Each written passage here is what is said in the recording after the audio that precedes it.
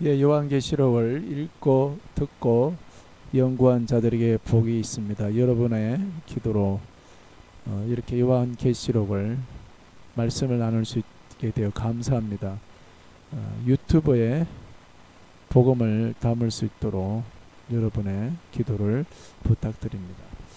오늘 함께 우리가 나눠볼 말씀은 요한계시록 성경의 결론이다 라는 주제로 말씀을 나누겠습니다. 예, 요한계시록은 성경의 결론입니다. 요한계시록은 성경의 결론으로서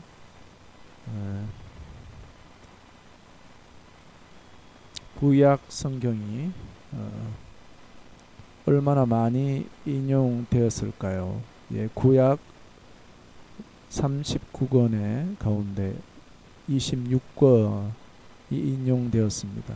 대표적인 예가 다니엘, 스가랴, 이사야 되겠습니다만, 그러나 구약 성경 전반에 걸쳐 많은 것들이 요한계시록에 함축되어 있습니다.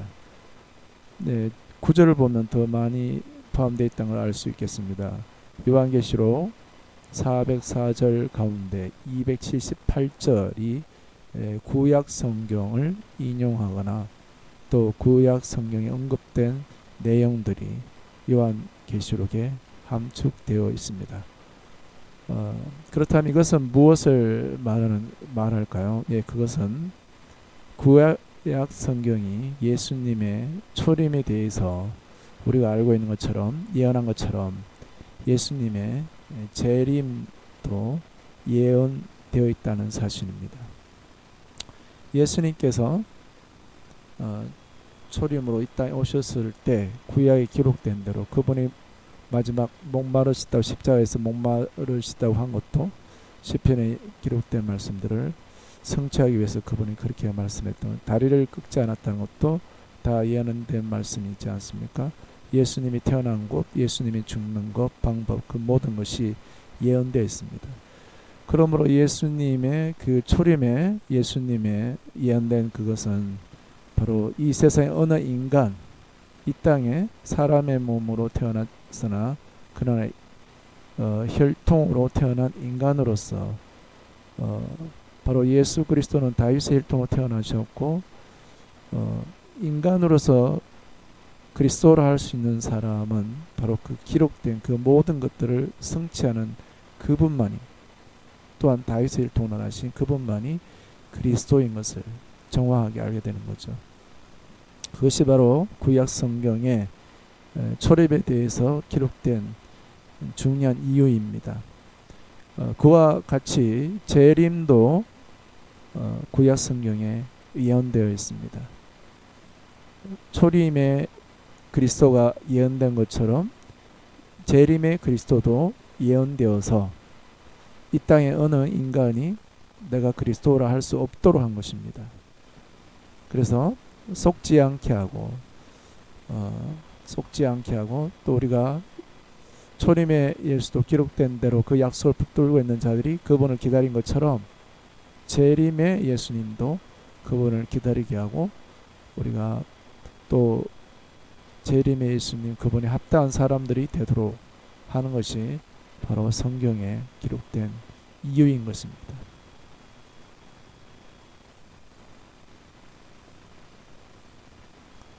예를 들어 보겠습니다. 계시록 19장 13절에 피 뿌린 옷을 입고 예수님이 백마를 타고 이제 이 땅에 강림하는 장면입니다. 그런데 이 피 뿌린 옷에 대한 그 말씀은 구약 성경 이사야 63장 1, 2, 3절에 예언되어 있습니다.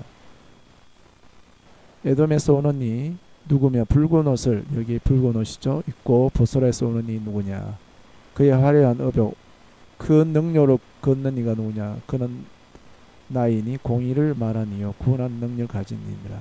어찌하여 내 의복이 붉으며 내 옷이 포도즙들을 밟느냐, 이렇게 말했습니다. 제가 그 계시록 도파보기에서 그 옷에 대해서도 한번 언급한 적이 있었는데요. 예, 그때도 예수님이 오시 피 뿌린 옷은 두 가지. 구원받은 우리에게 예수님 피, 구속의 피를 말한 겁니다.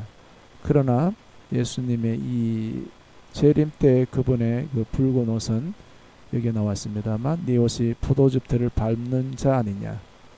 자, 포도즙 들을 밟을 때 짓밟음으로 그 선열이 내 옷에 튀어 내 의복을 다 더럽혔으니, 바로 그 이중적인 그 뜻을 바로 이 피 뿌린 옷이 담고 있고, 계시록 19장 13절에 붉은 옷, 피 뿌린 옷을 입은 그 그리스도의 그 모습은 이사야서 63장에 예언된 대로, 이대로 예수님이 재림의 광경을 미리 예언하였고 그대로 예수님이 성취한 겁니다.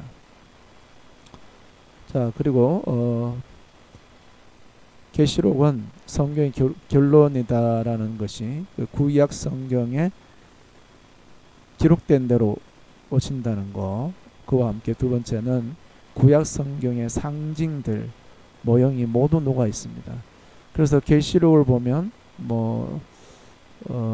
12별의 그 계시록 12장에 또 12별의 관을 쓴 그 여인 12장에 나오죠. 또 그 교회를 금등잔으로 표현하죠. 이 모든 것들은 그 교회를 상징하는 것이 되고, 그리고 우리가 짐승 도파박에도 했습니다만 짐승의 등장, 또 활동, 그 운명, 이 모든 것들이 이제 계시록에 다 나와 있는데, 그것은 다니엘서 7장 8장에 이미 다니엘 때에서 말씀한 거예요. 다니엘이 그런 환상들을 봤을 때 그가 너무나 당황스러워서 놀라워서 굉장히 힘들어한 그런 상황이었습니다. 그런 영적 굉장한 충격을 받은 그런 상황이었죠. 그러나 그것이 마지막 때의 예언이라고 주님의 천사를 통해서 다니엘에게 말했죠. 그랬는데 이 모든 기록들이 다니엘서 7장 8장의 이 내용들은 계시록 13장과 17장, 13장과 17장에 바로 13장에서 이제 짐승의 등장, 이 짐승이 어떤 역할을 하게 되는지는 17장, 그래서 13장의 이 짐승은 다니엘서 7장 8장에 이미 예언된 내용이고, 마지막 때의 예언을 짐승으로, 사나운 짐승으로 다니엘에게 보여준 거고, 그리고 이 짐승이 또 어떻게 결국 이 세상에 등장하고 또 음녀를 데리고 다니면서 짐승이 등장할 그것을 무대를 만드는지 17장에 기록되어 있습니다. 계시록 17장에요. 그래서 이 계시록에서는 이런 구약에 이미 나와 있는 상징들, 모형이 모두 녹아 있습니다. 그리고 계시록 하나만 보면 굉장히 어려워 보입니다만, 그러나 구약 성경 전체를 통해서 보면 구약에 이미 예언되어 있고 벌써 우리가 무엇인지 알 수 있는 것이 이제 계시록에 결론적으로 어떻게 되는지, 어떻게 나타나는지 알게 되는 겁니다. 자, 또 하나가 이제 그 여인이죠. 교회가 금등잔대로 상징되었을 뿐만 아니라 여인으로 상징되었는데, 여인에 관련돼서는 사실은 구약 성경 예언서에 그 여인으로 교회가 상징되었고, 이스라엘이 이제 여인으로 상징된 거죠. 자, 그런데 아가서에 보면 그 신랑의 아내가 되는 바로 그 여인, 이 술람비 여인이 교회입니다.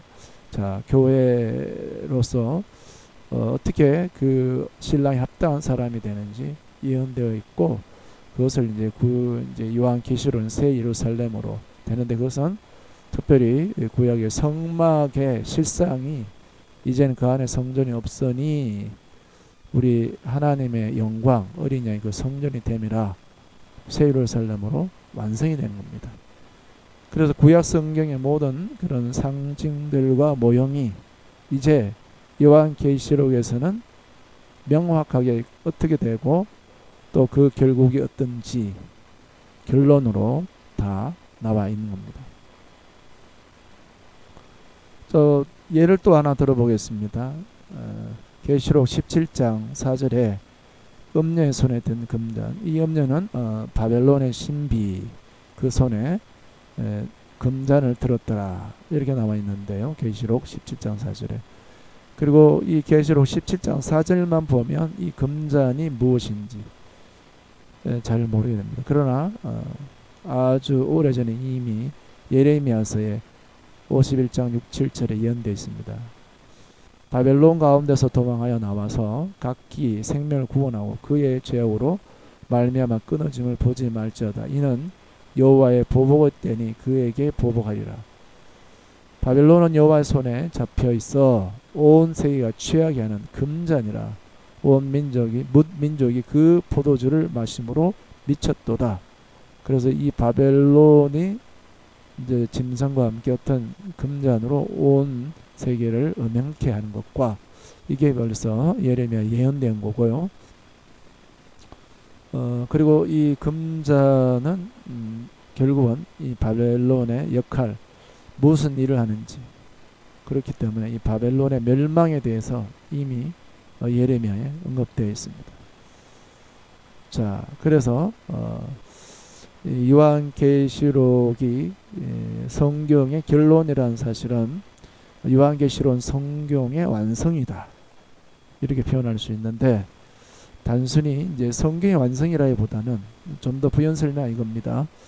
성경은 특별히 구약 성경, 또 물론 신약도 다 포함됩니다.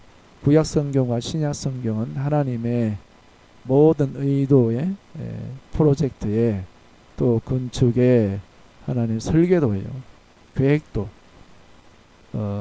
계시록 6장이 그 인을 떼는 분 할 때 그 인에 그것도 이제 하나님의 기록된 것을 이제 과거에는 봉인되어 있지만 그게 떼어져서 공개되어 나타나고 이루어지는 걸 말하지 않습니까? 하나님은 당신의 일을 행할 때 우연하게 그냥 하시는 분이 아닙니다. 예정하신 대로, 하나님이 미리 예언하신 대로 이루신 분입니다. 이것은 하나님의 성실과 함께 그분의 공의, 그분의 완전하심을 다 포함하고 있습니다. 자, 그래서 요한계시는 성경의 결론이면서 또 완성인데 하나님이 역사 속에서 성취하는 겁니다. 자, 창세기 2장 3장에서 우리는 에덴 동산을 보게 됩니다. 그러나 그 에덴 동산에 뱀을 통해서 나타난 이 사탄의 역사를 통하여 우리 인류의 조상 아담이 범죄하게 되어서 그 에덴 동산의 모든 것들을 잃어버리기 신라원이 되었습니다. 그러나 하나님은 이제 예수 그리스도께서 이 땅에 오시고 또 이제 그분의 재림의 모든 역사의 상황 속에 교회를 통하여 하나님의 교회 속에서 일하시면서 하나님의 일을 이루십니다.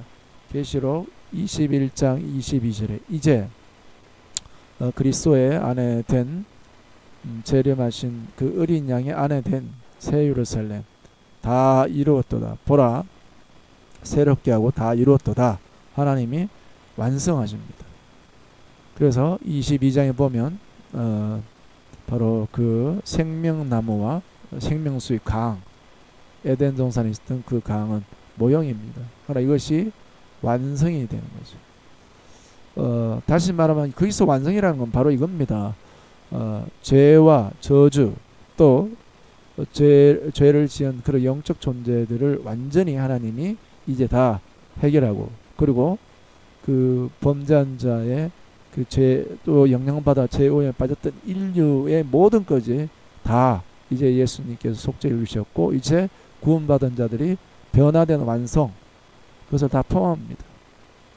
그래서 없던 것을 완성했다, 그런 뜻이 아니라 바로 예수 그리스도께서 죄와 저주와 사망의 모든 것들을 다 이제 처리하시고 우리 안에서 구원받은 자 안에서 영광의 그리스도의 사람으로 변화된 그 모든 것 완성. 결국은 하나님께서 창세기 2장 3장에 모형으로 보여줬으나 이것이 또 잃어버렸습니다만 그런 그리스도 예수 십자가와 하나님 역사 가운데서 이제 완성하는 것, 이것이 계시록에는 기록되어 있습니다. 결론입니다. 요한계시록을 읽으면 구약의 모든 말씀들이 성취되는 것을 알게 됩니다.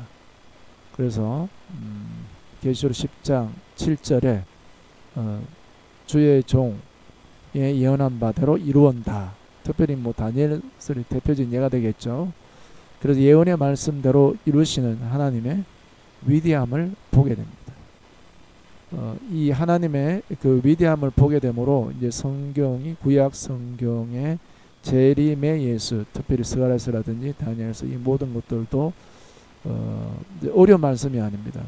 구약 성경 읽을 때 처음에 레위기라든지 율법에 관련 희생제사 이런 부분이 걸립니다만 또 역사서를 지나서 마지막 역사서 그 이후에 예언서에 예수님이 재림에 대한 예언들이 무슨 내용인지 몰라 또 어려움에 부딪히거든요. 그러나 이제 요한계시록을 통해서 구약의 모든 말씀이 다 모형과 예표들이 다 성취되는 것을 통해서 이제 신구약 모든 성경이 그리스도 예수의 재림과 초림에 완성되는 것을 알게 된 거죠.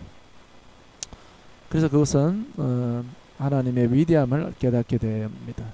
그래서 우리가 잘못된 해석으로 속이는 이단들이 특별히 예언의 말씀 또 계시록에 이런 것을 가지고 수많은 사람들 미혹하지 않습니까? 이제 우리가 계시록을 통해 구약의 모든 것을 이루신 그 하나님에 대한 것을 확증을 이제 읽으면서 그 눈이 열리게 되면 잘못된 해석으로 속이는 이단의 가르침에 넘어가지 않게 됩니다. 그래서 결국은 그렇다면 지식만 있는 사람이 되는 것이 아니라 내가 주님의 그 약속의 그 천국에 들어갈 상속받을 주인공이 되도록 우리 주님은 그 구약 계시록 말씀 읽고 듣고 지킨 자들을 천국을 상속받을 주인공이 되도록 역사하실 것입니다. 요한계시록을 읽고 듣고 지키는 모든 분들에게 이제 요한계시록 말씀을 성경의 결론인 요한계시록의 말씀을 통해서 신구약 성경이 열리는 복이 있기를 바랍니다. 그리고 말씀의 사역자로 쓰임받는 복이 있기를 바랍니다. 마지막을 알면 두렵지가 않습니다. 또 내가 어떤 사람이 되어야 되는지 명확합니다. 우리 모두 요한계시록 읽고 듣고 지킴으로 바로 천국의 주인공이 되기를 축복합니다. 감사합니다.